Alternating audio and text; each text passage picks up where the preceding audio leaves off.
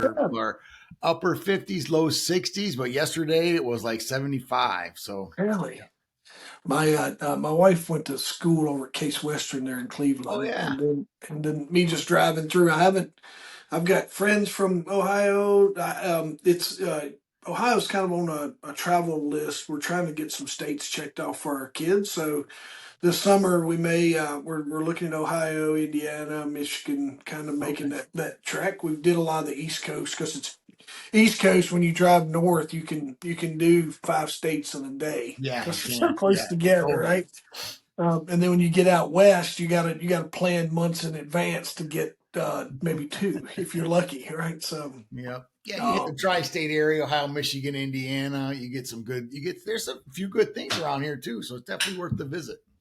yeah, no, I'll make sure that I tell all my guests that I'm like, listen, I'm going to keep your contact information, and as I'm ironing out my trip here, if I can run across you and maybe pick up some of your favorite dives or Oh, something along the absolutely. And I way. can tell you where to get some junk food, that's for sure. I was folks, I wanted to tell you today's guest is Dr. Matt Kutz. Dr. Matt Kutz, an international leadership expert, award winning author, and a passionate advocate for building adaptive leaders who thrive in uncertain times. His work bridges academic insight with real world grit, and he joins the Jeff Robertson show to talk about leadership, identity, resilience, and navigating the unknown. For the folks that follow me, you understand right now how excited I am, and if you have if anybody that's followed along with the show know that these words, and this is what I wanted to point out to you, Dr. Matt, was I saw resilience and real world and grit and um, academic bridges Right. and there was some adaptive, right? Another word that I saw that was used, and then here was one that I saw that really captured me was new frontier.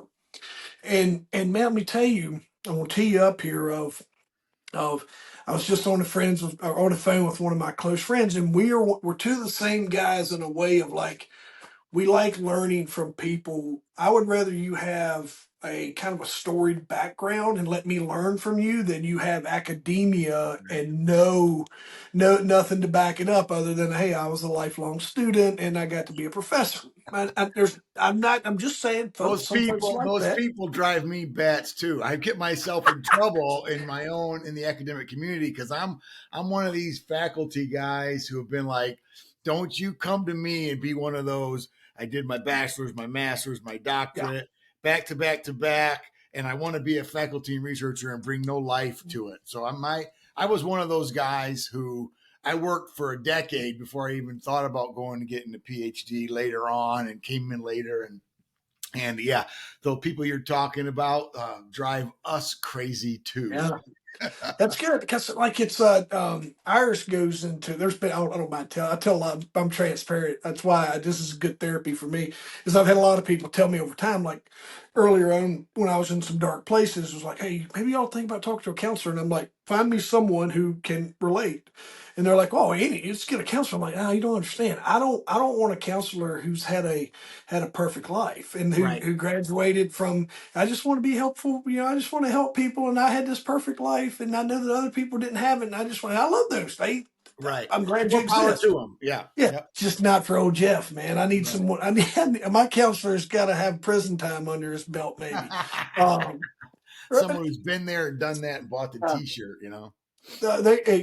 I've seen some changes with that, thanks to the military's involvement, and a lot of those folks that were inside the military circles are starting to find their way into private sectors, and then there's accessibility. So a lot of this stuff is changing, and that was all right. So I've rambled for longer than what I should have, folks, to tell you that that's why I'm excited. It's like we talk about leadership. There's always a guy in a suit and a tie and a briefcase and that doesn't always transpire into our everyday lives and Right, leadership is all sorts of different ways and right. relatability is a big deal and how we approach things and whatever that situation is and this is what I think is unique so man tell me like kindly What's a day look like for you, Dr. Matt, when you're navigating?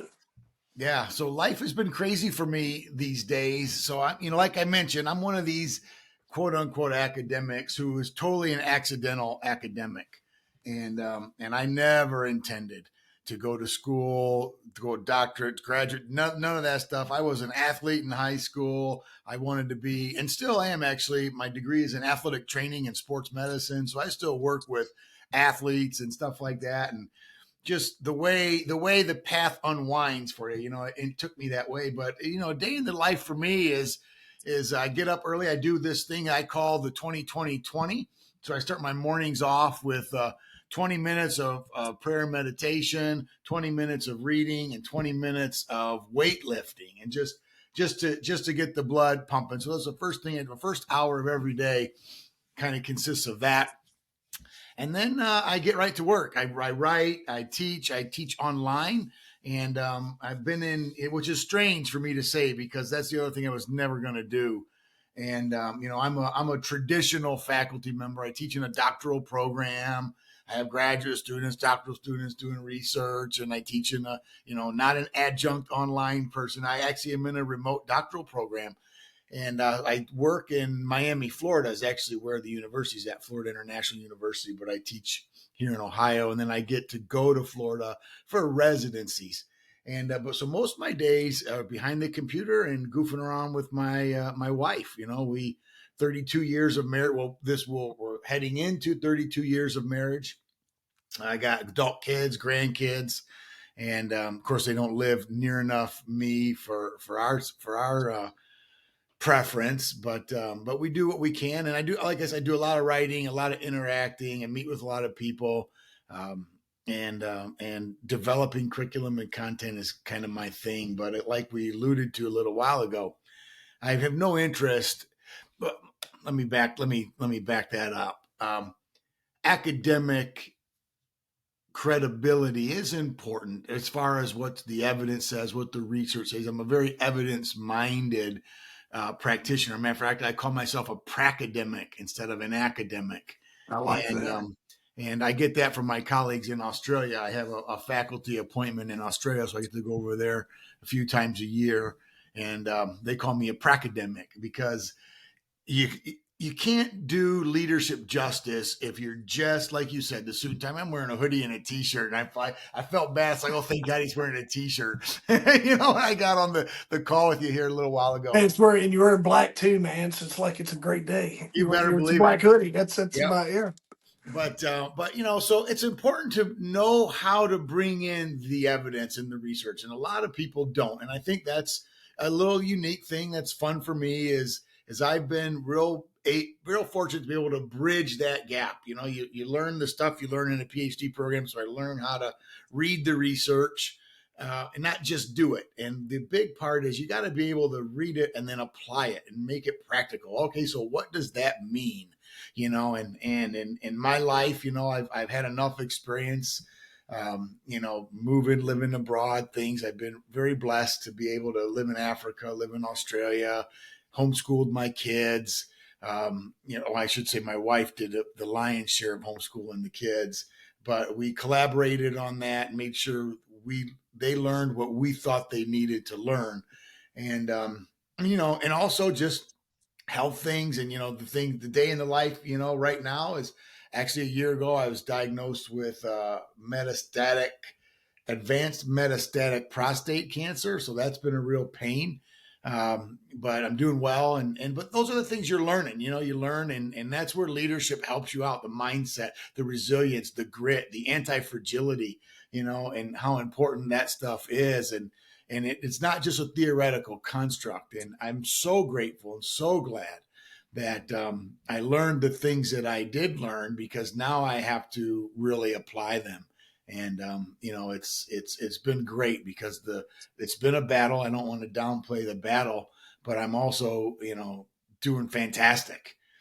Kicking butt, taking names, getting where I need to go. Getting in the right frame of mind, using those leadership ideals, the leadership ideas, the leadership research that's out there, and validating it in my own real life. So That's a big deal, dude. Like I didn't, it's not in any of my notes, right, folks? For I the know. if you, I mean, let me remind everyone. This is my. I use this opportunity to make a new friend, and this is my opportunity to get to know Matt. Just like if we were just walking up and met each other, waiting for our table at the restaurant, and we're shooting a breeze. And this Right. is, so man, I really appreciate you sharing. My neighbor, I've got a few friends that are where you are, and it's easy for me to convey that leadership message to them, like, hey man, focus on the right areas, and Right. do the right things, and keep your mind clear. What guard who you're letting giving you information. Make sure we're reading the right stuff. And some of the conversations have been about hope, and I got to suggest some Eckhart Tolle and some different Power of Now book and different books that have affected my life. But we're speaking.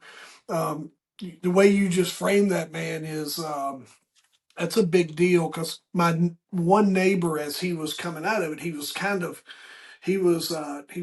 I don't know, survivor's guilt. I don't want to put that Yeah. on him. I don't think that was the case, but he was just struggling, right? And Sure. it messes with your hormones. They pull all the testosterone out of your body for the most part. So he's kind of. So I told him, I was like, man, go down and tell somebody they're going to be okay. Go into those appointments. You were there. Like, go to that first. Go stand in the room with somebody when they're having their first meeting with that doctor on that bad news, and just be like, hey, I've been where you're at. Let me walk with you. So that's what that. Folks, you definitely know someone that's going to be where Dr. Matt is right now. So make sure you share this with them, and the message that he's given them about how this is important. Man, I'm pulling for you, dude. Yeah, no, and I appreciate that. And I've got friends everywhere, and all you can do is respond in the right direction. I don't know if this is the direction you wanted the conversation to go, because I certainly No, don't need to talk about my health issues, but it's a big part of who I've become. In fact, all you can do is the best that you can do. And when we were diagnosed, I include my wife in that, because these kinds of things certainly affect the people who love you as much as it does you, and to think otherwise is just silly. It really, really does. You mentioned testosterone. I'm a year, 13 months into my treatment now, and I've got another 11 months of androgen deprivation therapy, which is just sucks the testosterone out of my body, my mind now. no, And that's a game changer. That's a legit game changer. And if you don't have something to lean into and something to know, I mean, it's one thing to think what that might mean, and 3 4 5 years ago, if I had thought about what it could mean, it'd be, oh yeah, man, that sucks. I would hate to not have testosterone, and what that means. Then you realize, it's not just a male sex hormone. It does so much more than that. It's a master chemical in your body, and it controls so much other things that men take for granted. And so, you're dealing with that stuff, and it's not just you, because it affects my wife, you know, dramatically.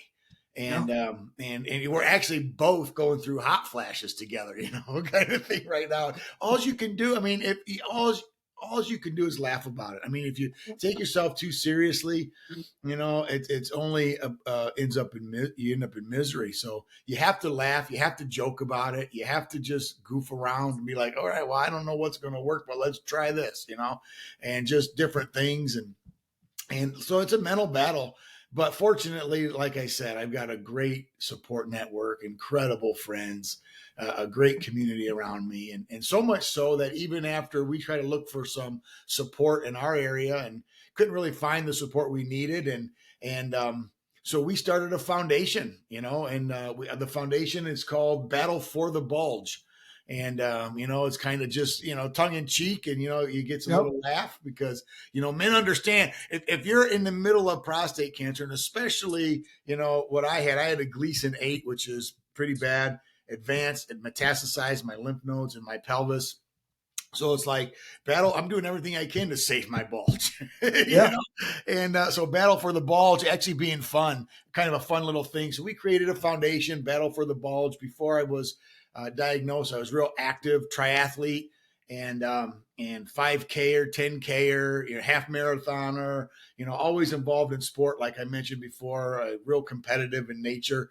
And, testosterone wrecks that. I mean, not just the sexual stuff, but testosterone wrecks that. I mean, your aggressive edge, that thing that you believe, makes you masculine for a lot of people, not for everybody, but for a lot of people, all of a sudden I'm more apathetic than I was, you just I'm more mellow than I ever was. And it's not just because I'm sad. It's because my testosterone volume is essentially gone, and that affects you, way your brain thinks and how you approach problems and stuff like that. So it's a real battle. So we started the Battle for the Bulge, and it's a 5K race every year, 5 run walk family day kind of a thing, 5K. And, we raise money for prostate cancer awareness and research and stuff like that. And it's this where our second annual one is coming up here in September. And I told that to my docs. I've got about 5 different physicians who are, managing my care, all of them who are doing a fantastic job. It's, they're like, man, I've never seen anybody respond like you respond to this news. You've got a great attitude, to the point where I'm not, you mentioned the counselor, earlier on, I have no professional qualifications to be a counselor at all. And, and yet my doctors are, hey, do you mind if I have this patient give you a call? You mind if I give out your number, to my patients? And they're actually emailing me and calling me and saying, the doctor said that he hasn't seen anybody in his 30 years of practice who's handling this as well as you're handling it. What's the secret? So I've been able to do that, and just talk with guys and just, be heads. And I've had guys do that for me also. Some people, friends in my community, found out and whatever, and they reach out. And that's, to me, epic leadership. That's really where you stand in the gap for people, and you just tell them, listen, I don't know the answers. I don't know what you're feeling in your case, but this is what I experienced. This is how I dealt with it. Strong faith community, great family, and then also continue to do my work. I am not going to not, do my work. And the worst thing in my mind that anybody could do in a situation like that, and this goes for leadership across the board, when any kind of adversity comes up, is feel sorry for yourself.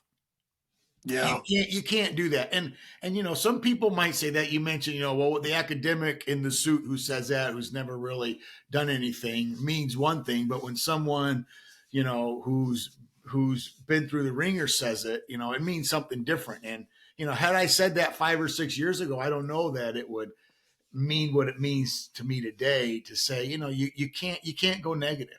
You can't have bad thoughts. You got to continue to work. And it's not just cliche, it's life-giving.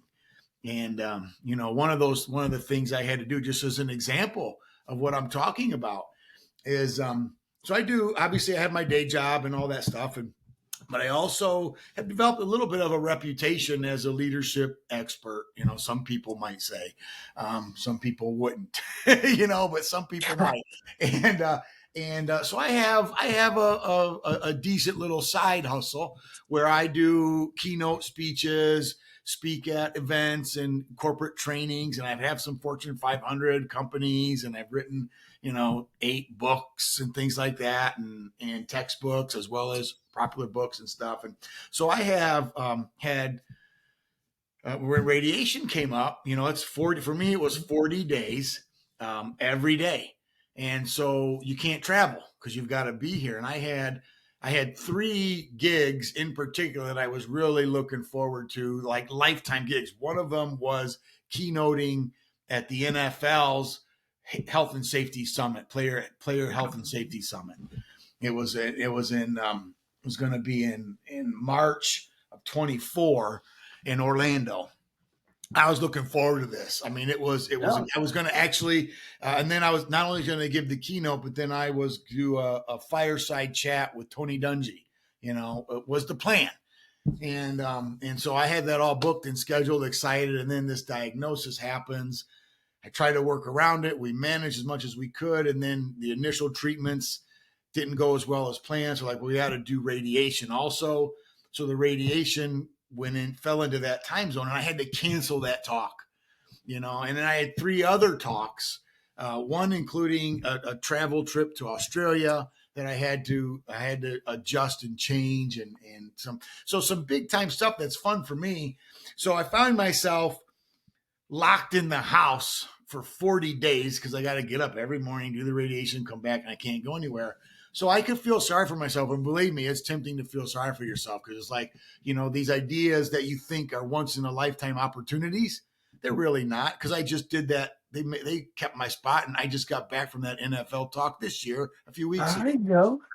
So I was able to Nice. do it, but a year later, But I say all that to say this. It's like, what am I going to do for those 40 days when I felt like everything was over? I felt like the life that I had tried to build was falling apart. I worked so hard to get to the place to even be respectable enough to have an opportunity to speak at events like that, right? And then all of a sudden I can't now. It's like, man, you get angry. You get angry at God. You get angry at anybody, everything. And I wasn't going to do that because I knew better. And so what I decided to do was, you know what? I'm going to write 1,000 words every day for these 40 days. I'm not going to. I originally was just kind of a cathartic journal kind of a thing. Day 3 of my writing 1,000 words, I kind of fell into this idea of epic. I created a little acronym of epic and what it means to be epic. And I created it as a mnemonic device. So EPIC stands for be excellent, be perceptive, be inspired, and be compassionate, right? So I just kind of fell into that. And for the next 37 days, I wrote 1,000 words every day on one aspect of what it means to be or become epic, right? And it was just for me to not go crazy and keep time. Well, I just got these in the other day. Nice. I got a brand new book. It's coming out. This is a pre-release copy. Super excited about it. Becoming Epic: How Excellence, Perception, Inspiration, and Compassion Are a Remedy for Mediocrity. And so I'm so excited about it. On the back cover is a picture, my picture there. I know you can't see it well on the thing, but it's me just finished a 5K road race. I was training for a triathlon, and that picture was taken just shortly before I was diagnosed. And, I look at that picture and just finished this road race. I PR'd. I did great. I was feeling good. And, picture with a thumbs up at the finish line kind of a thing. And then and then it was just not too long after that I found out I had cancer. And then I look at that picture and I realize, when I was running that race and training for that race and triathlon, I had cancer in me and didn't even know it. Didn't know it. And was doing well. So I kind of use that as inspiration for myself and just, sometimes you have to inspire yourself, and depending on what you have inside of you is what's going to come out in situations like that. And I, again, was just very fortunate, very blessed to just be able to focus. Like I said, huge support system. But so I wrote a book out of that deal. And again, already people are asking me about keynoting for that talk and the epic talk and things like that. And so that book will be coming out, like I said, in summer of 25. So it's not released yet, but it will be July of 25. So really looking forward to that. But those are the kinds of things that can happen when we keep our wits about us. Yeah. Now, I want to be quick to say it's not easy. And I don't want anybody, please, don't feel condemnation or guilt or anything like that if you don't respond that way to a diagnosis like this. Everybody copes differently. And even I wrote in this book, there were days where a major win for me was just to keep my eyes open during the day, and not just give up. And I certainly don't want to sound like, oh, this is an easy thing. The big kick in the gut for my wife and I, when we were initially diagnosed, it was supposed to be, oh, this is the easy, good cancer, Yeah. And 99% cure rates, the whole deal's not going to be a problem. We're not going to have to disrupt your life. It's going to be a minimal thing. It doesn't look like it's so bad and all that. So I'm like, okay, great. The C word still is haunting, but it's like, all right, my doctors and my team are positive, right? So about 4 or 5 weeks later, when some of the biopsy results came back and they do a little bit more in-depth testing, some of the bone scans and all the things that they do just as precautionary things, they're like, oh, wait a second. It's actually metastasized already, so it's in your bloodstream. We found some spots in your lymph nodes. We found a spot on your pelvis. This is way worse than we thought. And now we're talking about survival rates. At the beginning, you get the data, and of course, here's the danger of being an academic-minded person. The first thing that I did is, what's the research say, right? So I know how to find my own research, read my own research. I don't need somebody to tell me that. I'm like having conversations with the doctors, like, hey, have you read this and understand what about this and something like that? And they're like, oh yeah, I haven't read that yet. And so most patients don't interact with their doctors the way that I probably did. Any rate, I'm looking at stuff that we're talking 5-year survival rates. I'm 52. So I'm 52 years old, and I'm thinking, man, I got plans to live to my mid 80s if everything goes the way I want it to. And now we're talking 57, maybe. It's like, yeah, no way, that's not working for me. So what do we got to do here? So we found out, of course, that research, was biased. Again, I don't want to scare anybody listening. If you have a similar diagnosis, This is the equivalent of me Googling my symptoms, folks. So yeah, listen to what Dr. Matt's saying right here. Last thing I told my wife the other day, I'm like, don't stop Googling that. yeah, Because absolutely. yeah. Yeah. So you find out that's just the initial reaction, but then you look at the data. Okay, these were the constructs. These were that. Come to find out, the survival rate is fantastic. Still, it's just a much longer, harder road than I would have wanted or had hoped for.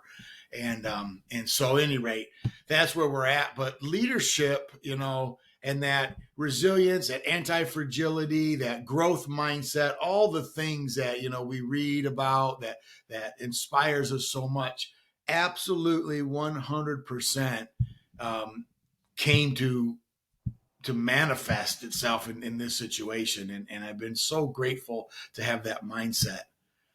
I'm blessed.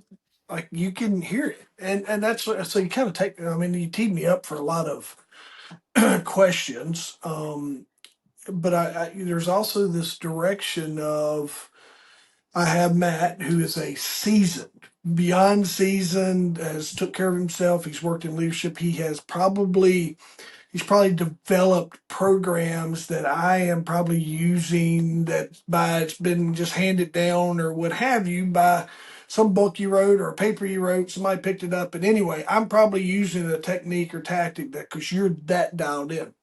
But here's who I want to talk to. It's the guy right now that has maybe not worked in that leadership role and is not. Because here's why. You have this ability, and I see this as whether it's in your situation, you're leading yourself through cancer. And a lot of folks don't understand what leading themselves look like with that positive mentality. Over on the other side, this could be a military operation that's gone busted. This could be a SWAT call where we've went the wrong door and shot the wrong person, right? Or this could be a law enforcement situation. This could be a fire scene. This could be a Fortune 500. Leadership wise, we could plug and play the scenario of when you have to lead yourself. And so right here's where it kind of tees me up there is we're talking to that guy that is maybe not as seasoned as you are as a leadership in that same, and because he's over here going, all right, this is it. It's the end of me. I'm getting right with my life. And he spent the last 3 Sundays in church because he hasn't ever been in there, but he's like, I need to get right with everything. He's calling up all the people he's pissed off in the last 20 years, trying to make everything right. And really just struggling to get himself together. What are we going to tell that dude? Like, what's some steps that we can deploy pretty quick, Matt? Well, I think one of the things we need to do is, you mentioned that person who's reacting now based on the Yeah. news. I mean, obviously prevention, you've heard this, before, prevention is worth a pound of cure. And also prevention is worth a pound of cure. And, so one thing you want to do is you want to make sure all your T's are crossed and your I's are dotted before the bad news comes, So now, obviously, not everybody can do that. So if you're on the other side yet, and you're worrying about or thinking about it, do the hard work now. But for the person who is in that situation, listen, it's never too late. I mean, this is what the growth mindset is all about, right? This is what innovation is all about. It's never too late to reinvent yourself. One of the things that I train my kids and teach my kids is this idea of the sunk cost fallacy, right? So the sunk cost fallacy is the faulty belief that I'm too far gone to make a difference now. I've already done this. I've already invested that. So since I've already gone this way, I can't change. The classic example is someone who's watching a horrible movie or reading a horrible book. They're like 20, 30 minutes into the movie or whatever, and they're like, this movie stinks. And they're like, but I can't leave now because I've already spent 30 minutes. It's like, no, you still have got an hour and a half probably that you can redeem, and that's the sunk cost fallacy is we start down a certain road and we think because we've started down this road, I have to stay on this road. So the first thing I tell anybody who's feeling the way that, you described is like, first of all, it's not too late to change. You have to, that's the hard decision. That's the leadership decision.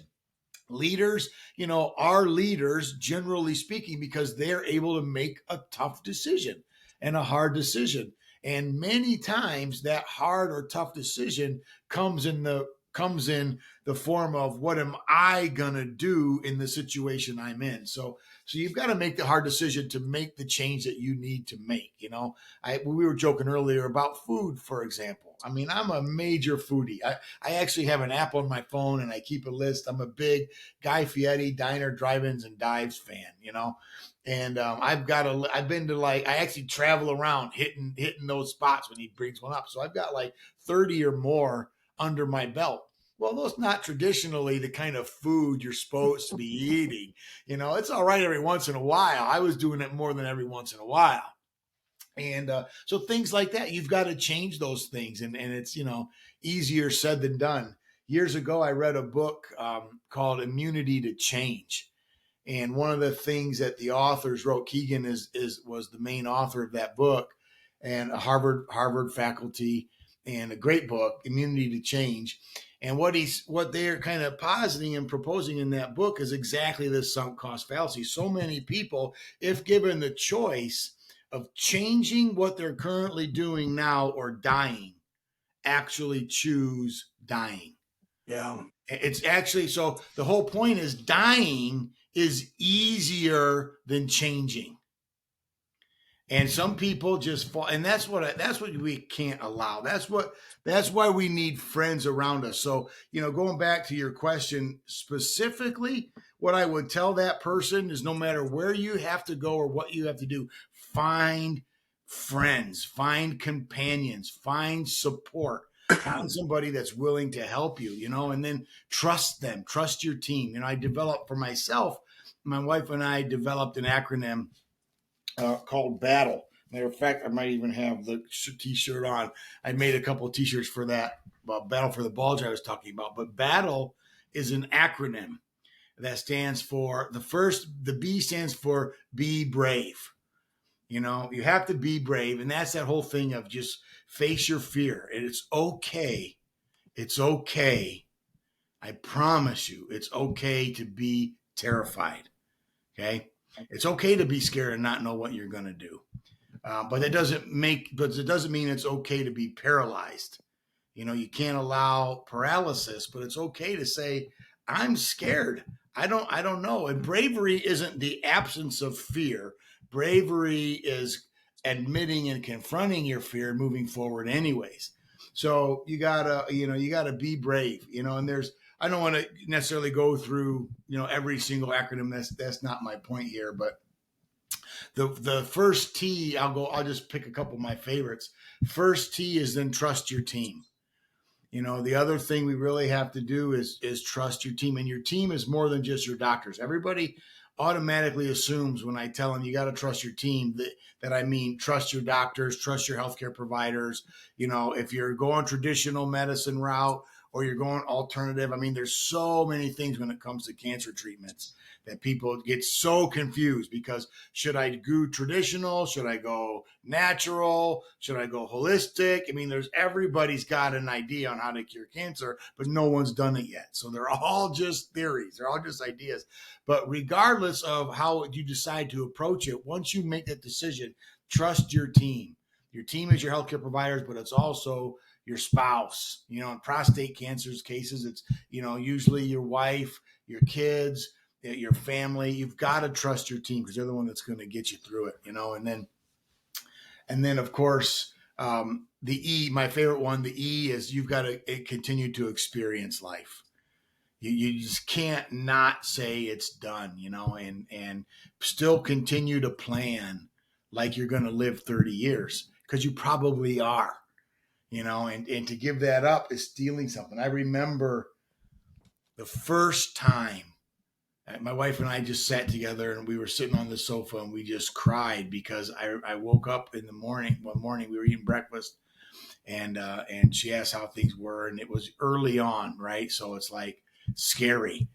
And for several weeks early on, I could not imagine beyond today.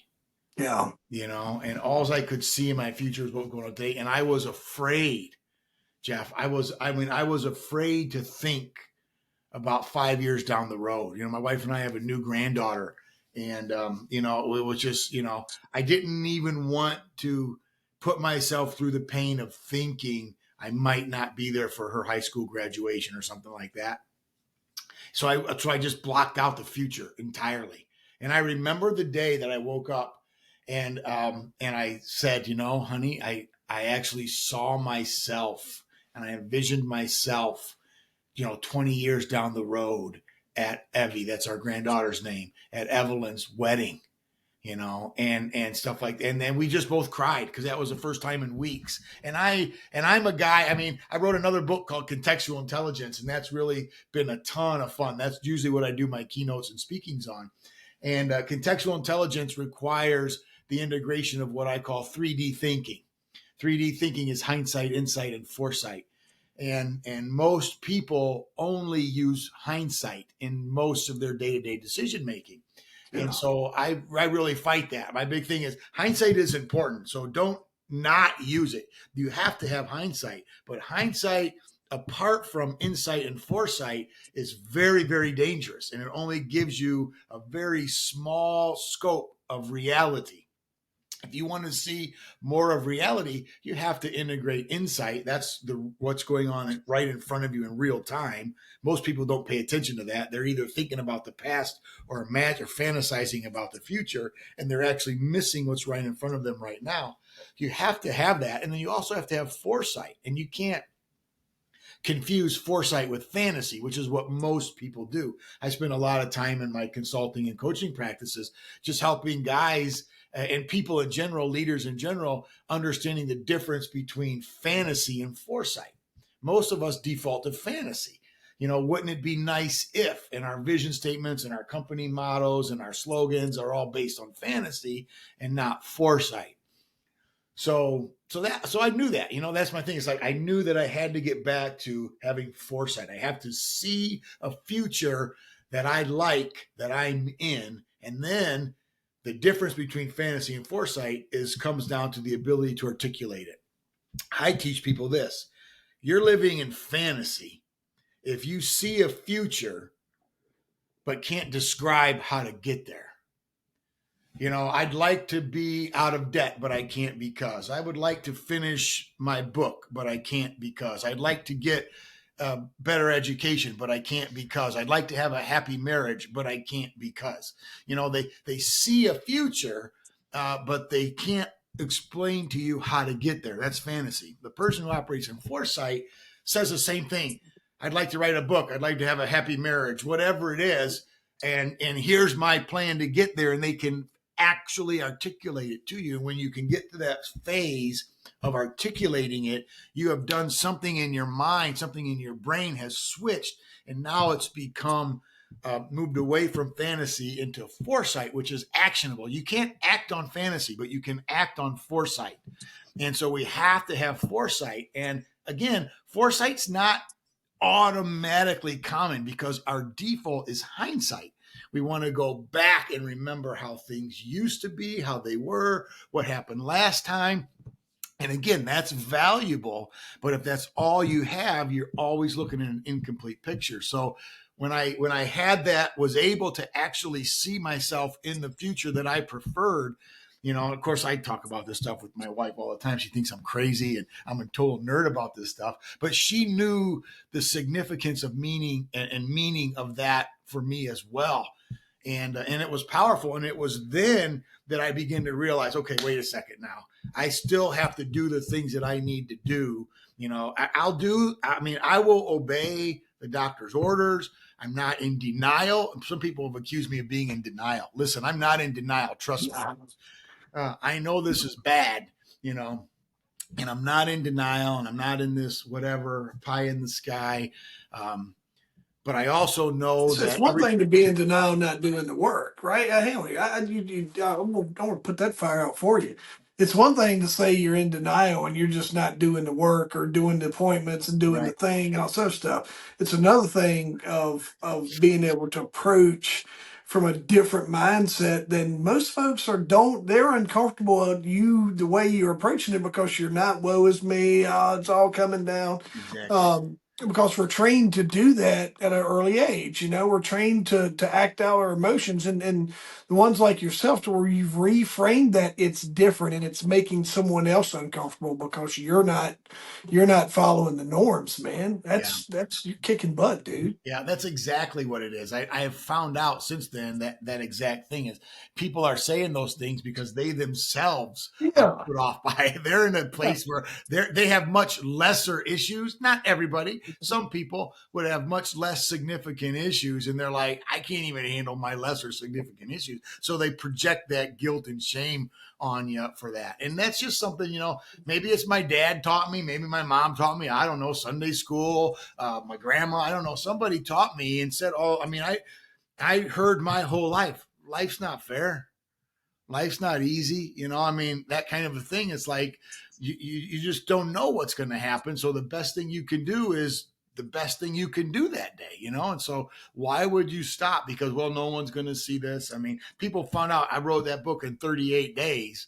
They're like, it's taking me 5 years to finish a book. Yeah. It's like, I don't know, but you just got to do it. You just got to get up and I'm going to, make a commitment and do these things. And if I've got 5 years left to do it, if I've got 30 years left to do it, it doesn't matter. I want to do everything that I can do now. And so that's huge for me. You hit on something, and I wanted to. I have turned some corners. I'm constantly trying to evolve in just the leadership world, and one of them is as a parent. And my kids are athletes in that performance world, and I coach their teams, and sometimes I get called in to do that. But I enjoy. I grew up in a little adverse situation, and it still exists today. So I find a lot of pride in just being able to help motivate people through Yep. those, and I've been able to turn some mental block corners for myself here within the last few weeks and months, where I'm constantly working on me, trying to figure out, because I want to the the impression that I leave on my kids and the other kids and even adults that I work with is a big deal. And so my kids, was working through something with my son. I wanted to I'm telling you, all of you, this because I got Dr. Matt over here that is on the PhD side of leadership. And you got old Jeffrey over here that's right around the same age as Matt. I'm 50, I'll be 51 this year. So we're right there together year wise. Mine comes from a lot of experience and a lot of things of I established early on what I didn't want. Right, that Right. was some of my examples of things that I didn't want, and I'm not mad at the journey that I've come to term. Right, I'm not mad at it. So here's what I come up with. My son, we're back and forth, and I told him I was just sitting outside, and I was like, He's 15. I was like, for 15 years, I've been telling you what best looks like. I've been telling you what high standards look like and what high performers do, and how when we get up, let's do 15 minutes of work on us and on our skill and our craft, and let's do these things, and A's and B's and academics matter and all these things because of what I felt like I had slighted myself out of earlier on, right? So I have this like, so here's what I did, dude. I'm telling you this because I'm seeing if I was on the PhD track here. So I sat down with him and I said, "Listen, you're going to define your best. You and your sister, you guys are going to have to define your best. And in your world, this is what I came up with. I come out of law enforcement, so we were big on acronyms as well. And then so I just always adapted that. But best, be honest with yourself, effort in every area, show up even when it's hard, and take responsibility. Yep. And then I created a 3-part worksheet: best at home, best academically, and best athletically. And I had them, there's question of my, and it's just worked like my why, and then my best at home looks like this. Mm-hmm. And I walked out like, hey, you guys fill this out for me because here's what you're going to find. Now, once you commit, and at the end of it, it's like a little bit, I understand when I'm not doing my best, there's a signature line. And then there is another of when I fall short of my best, this is how I will recover. They filled it all out, and we revisited it every morning. They get up and like, hey, did you sleep your best? Today when they get in, we sit down to tonight should be a night where we can have maybe dinner at least standing up around the kitchen because we're both athletes and we're Right. I fast. remember those But days. yeah. But we'll have those. We'll have that. That's what I was doing. Hey, did you? How's school today? Yeah, it was this. It was this. All right. Did you do your best? Yep. Right. Yes, sir. Yeah. Right. And then athletically, like, hey, how did it go? Did you do and man, it turned a corner just in the last 2 weeks that I rolled that out for them on. So what I wanted to point out for everyone is it doesn't, what Dr. Matt said is you can change. Right. And if I'd have kept going down the same way of the uneducated, didn't understand or whatever, but I have to evolve with my team, meet in this case my kids and my wife. I have to evolve with them, just like maybe if you transfer that into business or your life. And we've spent a lot of time talking about how cancer impacts leadership and all the things that came out of that, but it's all very relevant. So no matter where you are on this spectrum, whether it's doctor, parent, friend, leader, boss, lead, whatever your job is or titles is, leadership matters, and you can change and you can evolve when things change for you too, man. Yeah, so that's perfect. I mean, that's you need to monetize that. That's a great plan. Thank you. That's a great plan. But no, I mean, seriously, that is exactly what I mean by foresight. Yeah. Because think about the exercise. You followed the acronym BEST, then you had best at home, best at work or school, best at sports, and all the different things. They had to visualize what that looked like. They wrote it down, and what I loved and what was the actual part that made it monetizable is what's the plan if I'm off base. Yeah. How do I recover? How do I get back online? That is foresight. And so many people, Jeff, they don't do that. They don't do that. They just think, I would like to be the best at my sport, but I can't because I'm not the fastest. I'm not the strongest. I'm not the tallest, whatever it might be. I can't because. So I've got to settle for, and here's my favorite word these days, mediocrity. And that's the thing is so many people settle for mediocrity, and it just turns my stomach, to have somebody think that the best they can do is average. It makes me nauseous. I mean, it's like, come on, that's not what we're here for. We're here to, even like you said, I love it because if it's just your family and that's not a small thing, by the way, if it's just your family, you are here to lead, to guide, to protect, to support, to encourage, to, all those things for the people in your house. That's leadership at its finest. We don't need to be the CEO of a company. We don't need to be the innovator and patent holder of this, that, and the other to be revered or respected as a leader. You just need to lead your home well, lead in your community well, do the little things, be excellent, be perceptive. And for that just means pay attention to what's going on around you. That's all that means. Be inspired. Have something that you like to do. Have something that just gets you excited about the day, the moment, whatever it is. Find that, and then be compassionate. And my favorite, play on words is we talk about, well, be compassionate, be empathetic or be nice to people. And I actually unpack a little in a lot of detail what that looks like. And I know we're getting short on time here. But compassionate, if you think about, it's two words, so it's a compound word, com from the Latin, which means with or together, and passion, which also means suffering. We misunderstand the concept of passion like crazy. We talk about people pursuing your passion and going after your passion and knowing your passion. That's an Americanized concept of, do what you love or find something you love. That's never what passion meant. Yeah. And the original, and Easter was a few weeks ago. So a lot of, we're talking about the passion of the Christ is the perfect phrase. It's actually the suffering of Christ. And passion, somebody who was going through passion, they were literally going through severe pain and suffering. So compassion is joining together with your pain. That's literally what that means. And so you need to join together with your pain and do the hard thing despite the pain.